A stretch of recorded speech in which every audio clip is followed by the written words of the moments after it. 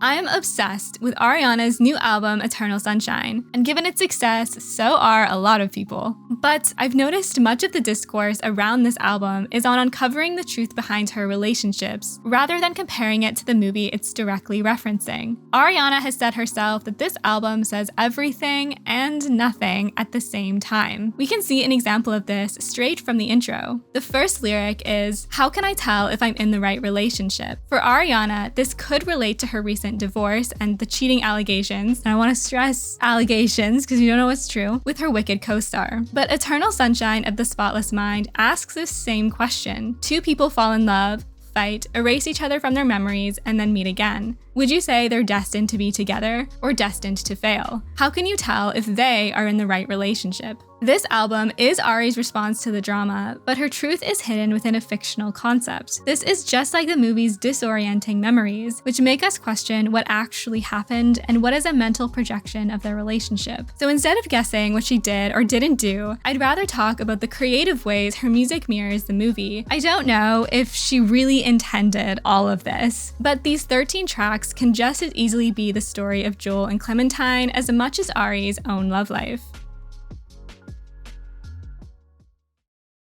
Both the Eternal Sunshine album and movie begin unconventionally at the end of a love story. The first full song on the album is Bye. It's about finding the courage to leave a relationship and finally doing it. When I first listened to this album, I figured this was just setting the tone for the rest of the songs. We go from a contemplative breakup intro to this upbeat number that confirms her feelings, but after listening again, all of the songs make sequential sense except for Bye. Ariana has said herself that the album is built like a story. It's why she only put out one single before its release so we could experience it as a whole. But if we are going from beginning to end, Bye should technically be after Eternal Sunshine. So it could just be setting the tone, or it could be an intentional reference to the movie. Eternal Sunshine of the Spotless Mind begins with the main character, Joel, waking up, finding a dent in his car, ditching work, and meeting Clementine. But unbeknownst to both, they've met before. In fact, they dated for 2 years. A week prior, Clementine underwent a procedure to erase him from her memory, and just last night, Joel wiped her from his. Like Ari's album, the movie begins just after a goodbye. The upbeat tempo of Bye matches the upbeat start of the movie when Joel and Clementine meet. They are the definition of opposites attract. Clementine finds Joel's shyness charming, Joel finds her quirkiness intriguing. But Bye is upbeat because Ariana is relieved to leave. Joel's Bye immediately involves his ex the next day. Joel is relieved that they meet. While there are a lot of similarities to these stories, there are some key differences to how they play out. Ariana establishes this from the start. Both beginnings make us question, how did we get here? Joel and Clementine seem like a great match. How can such compatible people turn to ruin? Ari leaves a relationship, but she doesn't tell us why. How did she decide the relationship isn't right, like she questions in the intro? The rest of the album hints at the answer, just like the movie unravels at the inevitable downfall of Joel and Clementine. I feel like Bye is a fun song, but I do wish we had some more lyrics in the chorus.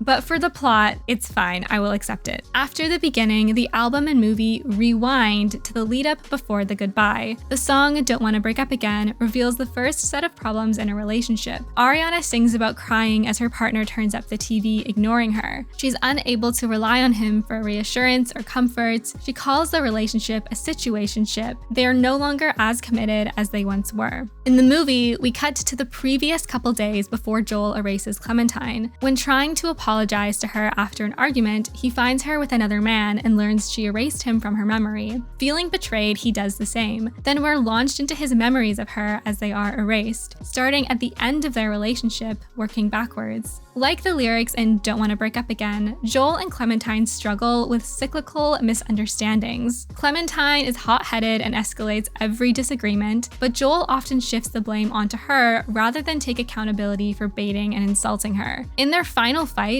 Clementine arrives home late, drunk, having wrecked Joel's car. The argument that follows matches the pattern of their first day together. Or It's technically their second first day together, the one when they don't remember that they met each other before.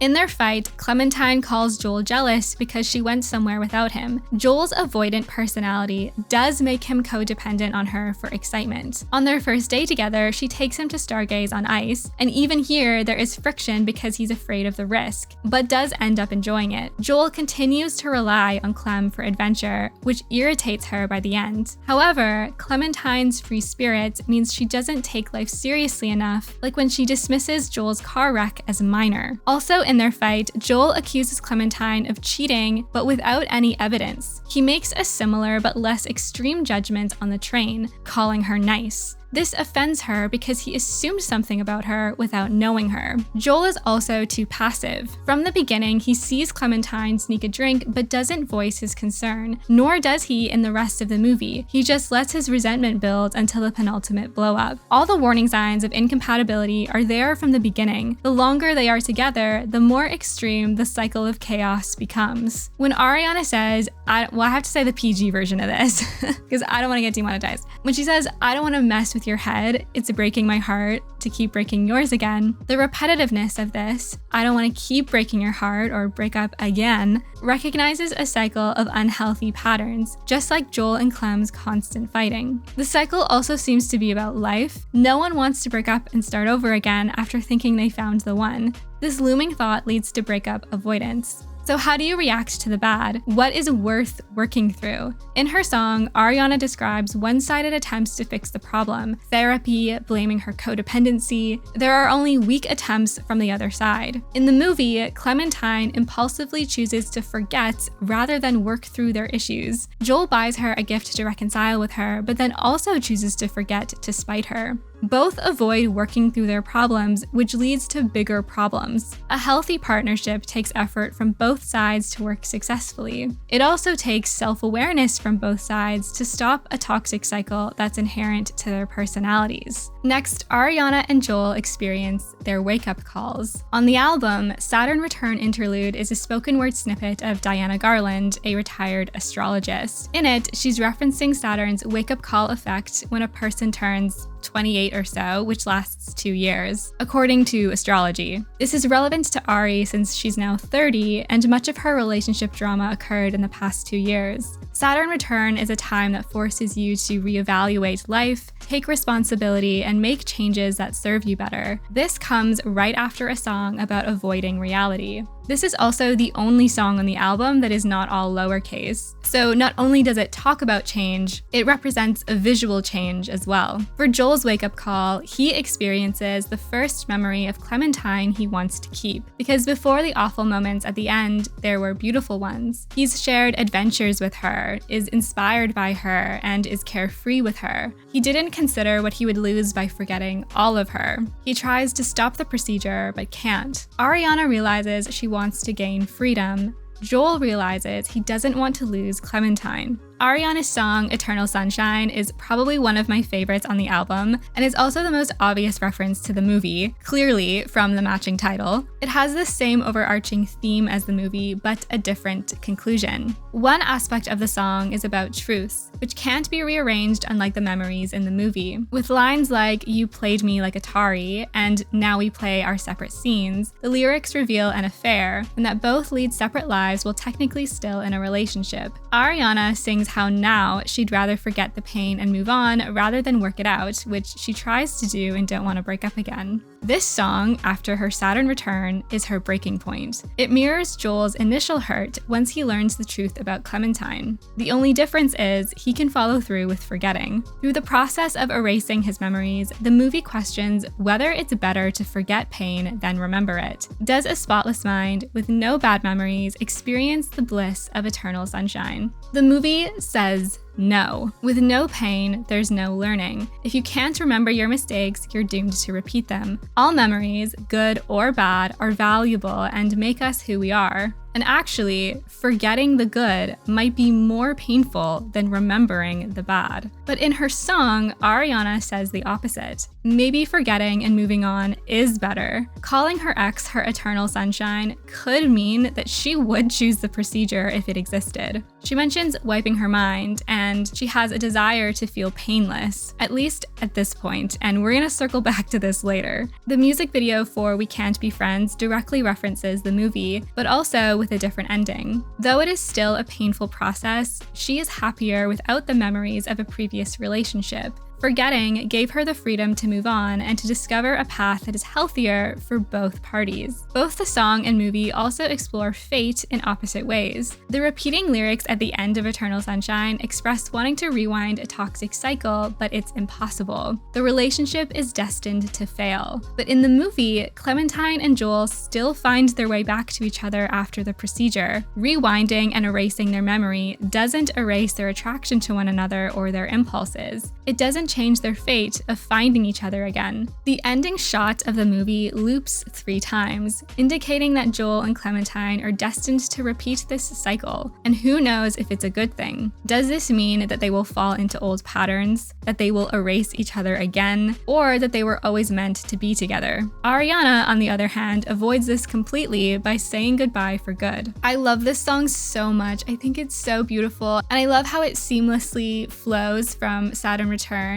into this song with her laughter. It's so good. I feel like Ariana has a really beautiful ability to sing about pain in this very angelic way, which is why I really wish she would make more music that is kind of painful, which I know sounds horrible, but I just think she does it so beautifully. As much as Ariana's album mirrors Joel's perspective, she is actually more similar to Clementine. In the We Can't Be Friends music video, she even signs her name as Peaches, which is a fruit like the clementine citrus. Clementine's name is ironic because it is a derivative of the word clemency, so it means merciful or gentle. But Clementine is a fighter, harsh and not merciful in this story. Like I mentioned before, when Joel meets her on the train, he assumes that she suits her name. He calls her nice. And she's offended that he assumes something about her personality without knowing her. I'm a vindictive little bitch, truth be told.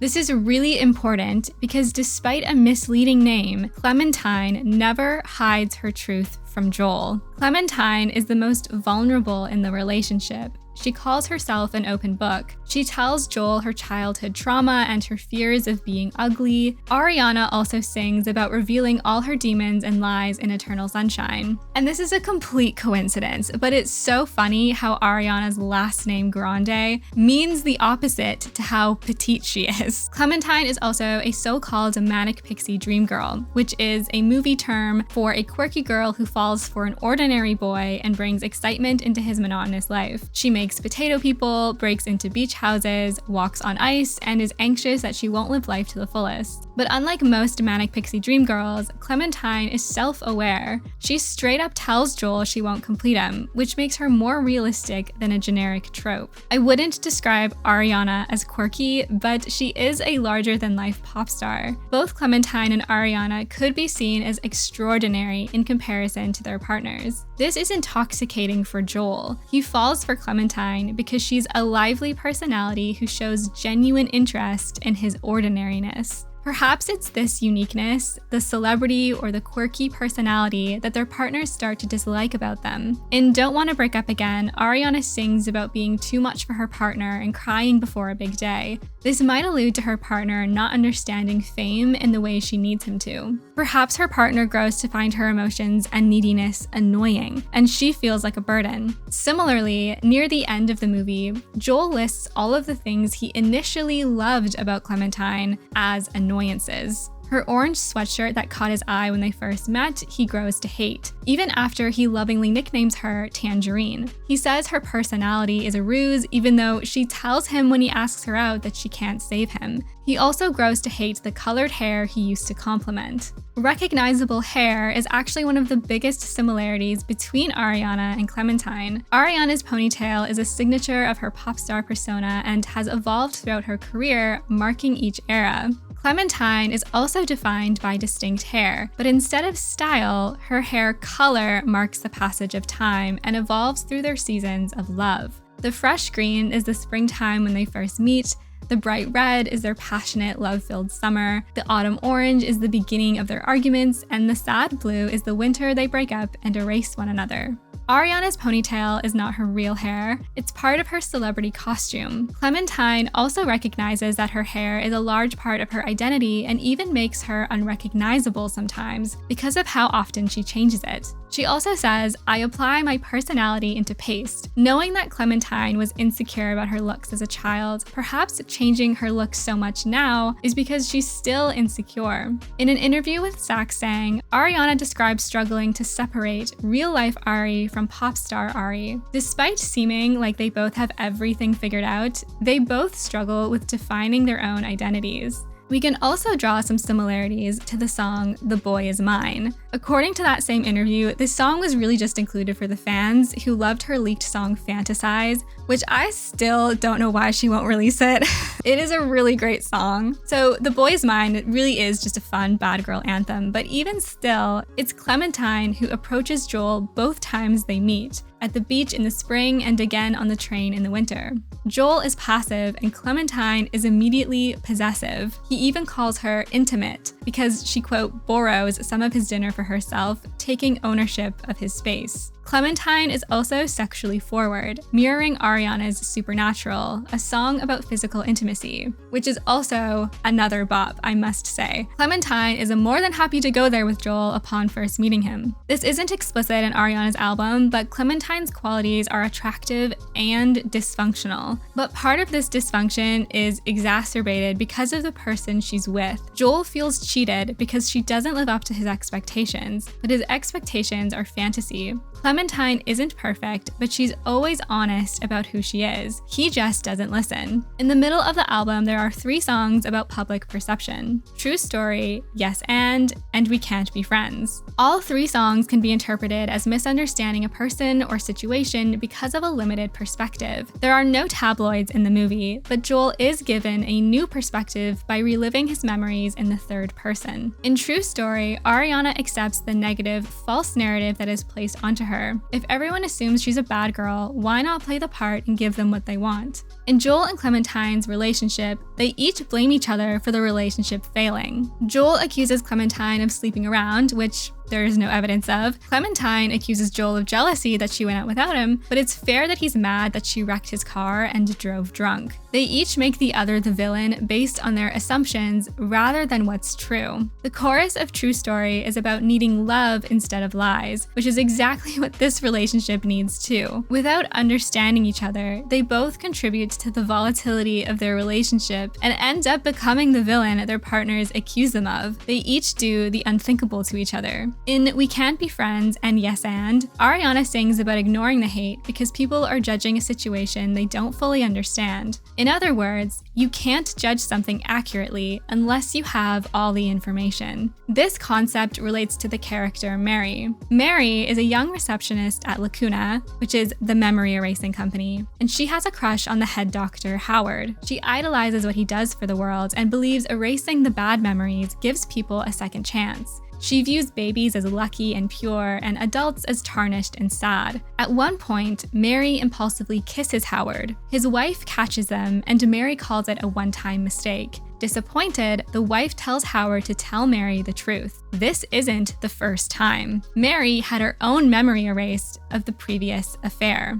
Not remembering this robbed her of her agency, especially when the doctor knew their history and still repeated it. Ignorance isn't the bliss Mary thought it was. In fact, it led her to hurt a third party a second time. This questions the ethics of forcing people's memory loss, but also, how could Mary judge the situation for herself if she never experienced her mistake the first time? How can you judge Ariana for something you don't even know happened or not? Mary feels so betrayed that she mails people's files back to them, and this is how Clementine and Joel eventually learn about their past together. It's also interesting that Mary views babies as lucky when both Joel and Clementine do not have perfect childhoods. Joel was bullied and Clementine felt ugly. She describes her childhood as lonely. From the perspective of a child, they might think adults are stronger and independent and can't wait to grow up. In other words, the grass isn't always greener on the other side. We can probably say something similar about fame. The importance of perspective also surrounds Joel as he travels through his memories with Clementine. As an outside observer, he realizes how he wasn't a good partner. By the end of their relationship, he calls Clementine uneducated and that he could never talk to her about books. Meanwhile, she literally works in a bookstore. He blames her for deceiving him with her lively personality, and yet she was straightforward the day he asked her out. He accuses her of sleeping around because she's desperate, but his judgment more likely comes from his own insecurity. He doesn't understand why someone as interesting as her would be with a guy like him, so she must sleep with anyone. Memory Clementine calls out this fault. Joel finds it more important to prove her wrong than to hold himself accountable for his own shortcomings. And Joel's biggest shortcoming is that he doesn't share. He hides his thoughts in his journal instead of communicating them. Like in We Can't Be Friends, someone's clinging to their papers and pens. Oh, okay. This leads to a lack of intimacy and trust from Clementine's perspective. The prospect of losing Clementine forces Joel to confront this problem directly, because to hide her successfully, he must bury her in his subconscious. He brings Clementine into memories of his childhood, trauma, and humiliation. Even though this isn't the real Clem, it's memory Clem, he learns to be vulnerable with her. This new perspective leads Joel to regret his actions in the relationship even more. We Can't Be Friends can also be interpreted as a song about a relationship rather than the public, where a partner is misunderstanding the other and waiting for their love, waiting for their acceptance of who they are. Like how Clementine wants Joel to accept her real self, not a fantasy. Joel says later, how do you spend so much time with someone only to find out they're a stranger? It's because he didn't try. There's only so much waiting someone can do. With Ariana's album, she only tells us the perspective she wants. In Yes and, she literally says that she only speaks on what she likes. We aren't afforded the same luxury of knowing her mind like we are with Joel. We don't have the perspective of her experiences and memories, so there's no way to uncover how her relationships went down. Even this entire video, like my interpretation of these lyrics, it's completely subjective. Who knows what's real or what's concept? And we aren't really entitled to know. Watching Lacuna pick through Joel's mind of his most intimate memories of Clementine is invasive. Imagine someone or thousands of people demanding that of you. Whether you're famous or not, I think that's still awful. The last 3 songs on the album parallel the end of the movie. Unlike the song Eternal Sunshine, it's I Wish I Hated You, where Ariana finally appreciates the good with the bad. I love this song, by the way. I think it's so beautiful, like I think every song on this album is. But I just love the soft lullaby in the background, and when her voice breaks, it's just so heartbreaking. Ariana said on Zach Sang that this song comes from a more healed place. Just because there is pain, it doesn't make the other person an irredeemable villain. We don't need to forget them to not hate them. In some ways, Joel wishes he hated Clementine, so he doesn't regret erasing her, because he too realizes that her flaws don't make her evil. His built-up anger blinded him. Like in Ariana's song Imperfect for You, both characters are imperfect. At the end of the movie, after they learn the truth about their past, Clementine predicts their future. One day, Joel will dislike what he initially liked about her and she will get bored, to which Joel simply replies, okay. I love this line so much because he so simply accepts that fate, but still believes it's worth trying. Perhaps with acceptance, they will learn to be more empathetic, rather than repeat a toxic cycle forever.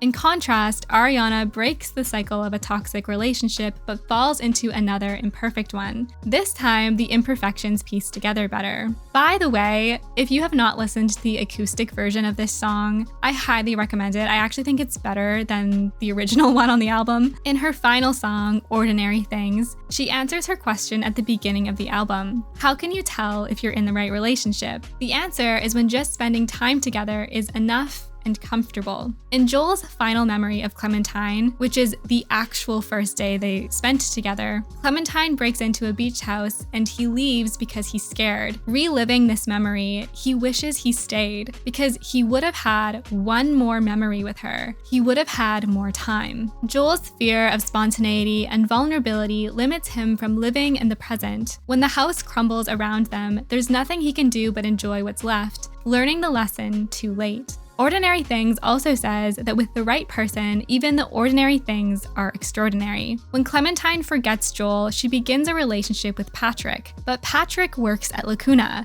He fell for Clementine while erasing her memory and unethically steals her box of Joel memories to seduce her. But despite having a playbook to her heart, Patrick's acts of love don't work. What were once extraordinary moments with Joel are ordinary with the wrong person. It triggers her subconscious, and she knows something is off. The album ends with Ariana's grandma speaking on this exact topic. It's the little things you have to appreciate. You can overcome fighting because no one is perfect, but if you don't feel comfortable with someone at the end of the day, if you don't feel that something is right, leave. Watching the movie again, you see it in a different light. Same if we re-listen to the album. The beginning of the intro sounds like waking up from a dream, like Joel does in the opening scene. Ariana also questions the authenticity of a current partner while inspired by someone else. When we re-watch the movie, we know that Clementine is in a relationship with Patrick when she hits it off with Joel on the train. Ariana uses the end of the world to question the resilience of a relationship. If the world was ending, would I still be the one on your mind? It takes the world around Joel to shatter to realize he does want to keep Clementine on his mind. In the movie, the cycle is repeated, but there are hints that memory erasure isn't 100% accurate anyway. After all, in Joel's final memory, Clem whispers, "Meet me in Montauk," which subconsciously triggers him to go there the next day. Actually, Joel exhibits subconscious growth after he wakes up. In the beginning of the movie, he commits to a couple impulses rather than shying away from them, like ditching work and choosing risk on their first day together, unlike avoiding it the first time. Clementine is offended at Joel on the train, but quickly apologizes for her temper. It's very subtle, but it does show how deep people impact us beyond memory.